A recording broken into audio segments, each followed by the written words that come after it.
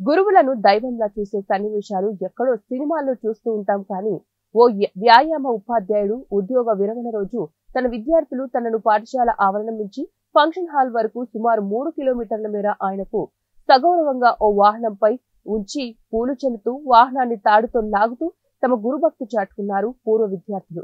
సూర్యాపేట జిల్లా నూతనకల్ మండల కేంద్రంలో వ్యాయామ ఉపాధ్యాయునిగా గత 15 సంవత్సరాలుగా తమ విధులను నిర్వహిస్తున్న తూము హనుమంతరావు తన ఉద్యోగి ప్రస్థానంలో ఎంతో మంది విద్యార్థులకు వారు ఉన్నత శిఖరాలు ఎదగడానికి మార్గదర్శి అయ్యాడు. ఆయన శిష్య బృందంలో పీఈటీలు, పోలీసులు, ఎస్ఐలు ఎంతో మంది ఉన్నారు. వారందరూ ఆయన ఉద్యోగ విరమణ రోజు ప్రస్తుతం మరియు పూర్వ విద్యార్థులు గ్రామానికి చేరుకుని గురుభక్తి చాటుకున్నారు. గ్రామంలోని విద్యార్థులు వారి తల్లిదండ్రులు ఆ గురువును ఘనంగా సన్మానించుకున్నారు.